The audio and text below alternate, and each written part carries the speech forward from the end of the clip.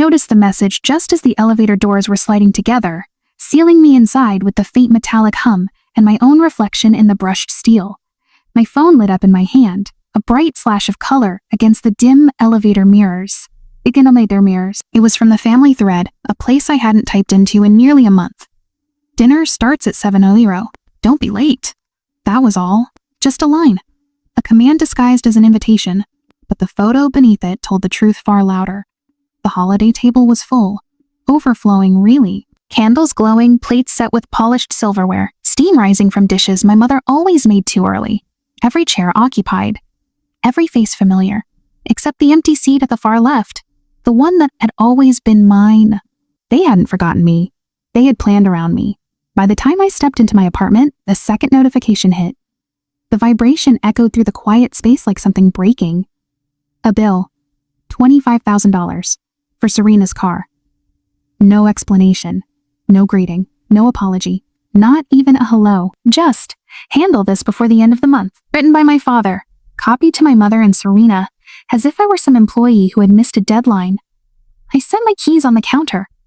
The silence in the room stretched tight, almost metallic. A familiar ache rose, heavy, shaped like every year I had swallowed myself to fit the space they allowed me. I had grown up in a house where words were rare and silence carried weight. Where my father, Grant Rowan, treated conversation like a luxury and directives like scripture. My mother, Elise, softened his edges, but never enough to shield me, and Serena, my younger sister, my father's favorite orbit, grew into the glow he cast upon her like she had been born pre-lit. Even when we were children, the difference had been clear enough to hurt. I remembered one specific winter afternoon, a memory I never invited, yet could never quite forget. I had dragged an old computer tower from the garage, its casing rattling like bones. I didn't know anything about hardware. I only knew the pieces inside called to me with a language I wanted to learn. I set it on the kitchen table, tools scattered around me. The sunlight caught the dust on the components, turning them into tiny constellations. My father walked in, coat still on, the cold still clinging to the fabric. He didn't ask what I was doing, didn't even slow down. He looked at the open tower, then at me. Don't waste your time with junk. Do something useful. Behind him, Serena padded into the kitchen, holding a drawing of a horse wearing a crooked crown. Dad, look what I made. Grant smiled. His entire face softened, an expression I had never been able to pull from him, no matter what I did. That's real talent, he told her, pride warming his voice.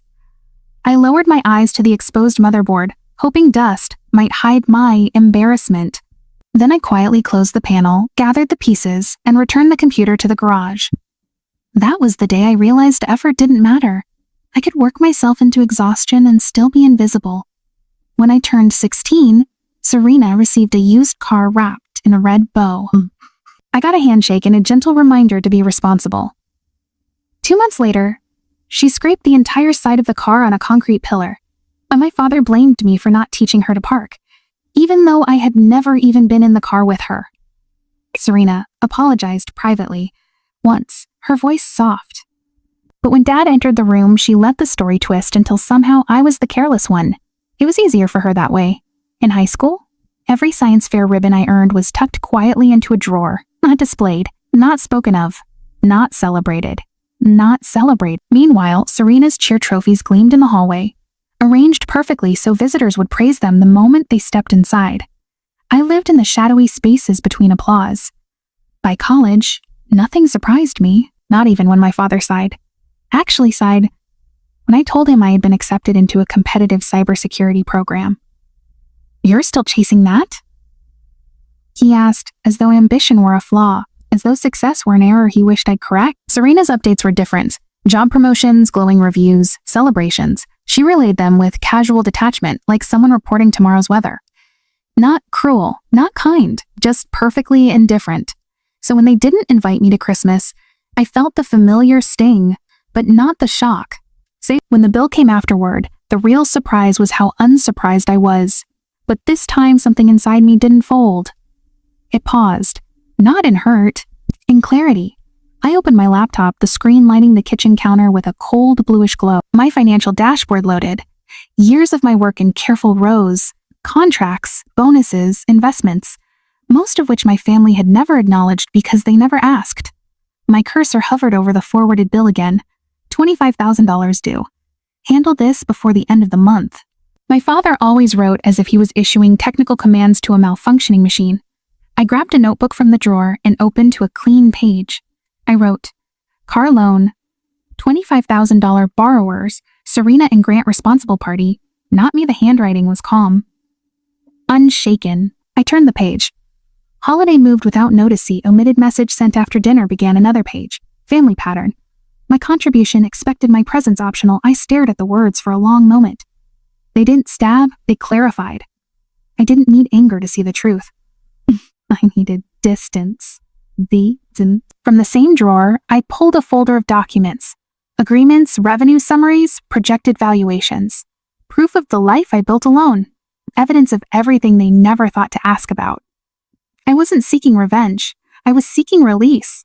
I called the bank. When the representative asked about my relationship to the borrowers, I answered evenly, without hesitation. I'm not responsible for the loan. They assume I will fix their mistakes.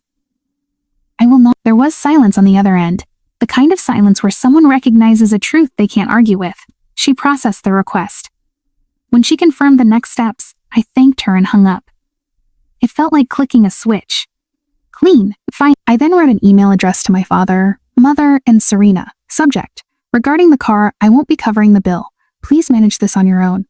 I read it twice, not for tone, but for accuracy. It wasn't cruel. It wasn't emotional. It was simply correct. I pressed send. The soft click of the outgoing email sounded louder than any argument we'd had. That night, the apartment felt still, not empty, but steady, as though it finally matched the shape of my life. Morning came pale and cold. My phone buzzed with a stream of notifications, voicemails, missed calls, frantic texts. I ignored them until after making coffee. Grant's voice filled the first voicemail, tight, controlled, on the edge of breaking. Imberly, call me back immediately. The second one, this is not how family acts. The third, longer, sharper, there's a problem with the car. Call me. Now, I deleted them without listening fully. A text from Serena came next, frantic and spiraling. What did you do? They came to the house. They took the car. Dad is beyond angry. This is your fault. Always mine, except not this time. Near noon, a photo arrived from an unknown number. Serena's car lifted onto a tow truck in our old driveway.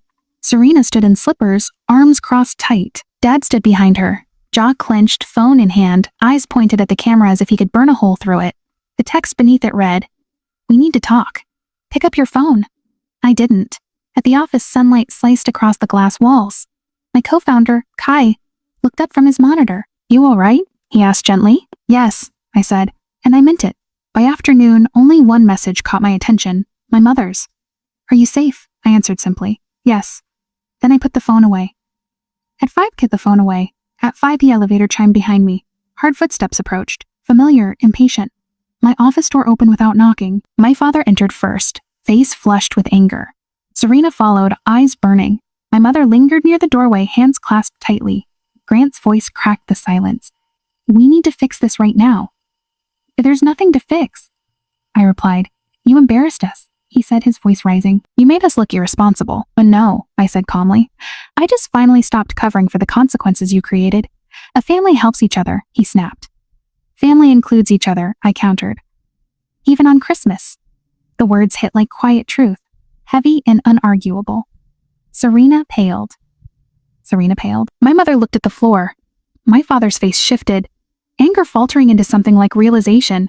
"I'll call the bank," he demanded. "Tell them to reverse it. Fix this." I shook my head. "I'm finished being used." The silence that followed was the cleanest sound I had ever heard. Grant stared at me for a long moment, as though seeing me clearly for the first time in his life. Then he turned sharply and walked out. Serena followed. My mother paused only long enough to whisper, "I'm glad you're okay." Then she too disappeared. When the door clicked shut, the room felt larger, lighter. For the first time, silence wasn't the weight of exclusion, it was the space of freedom.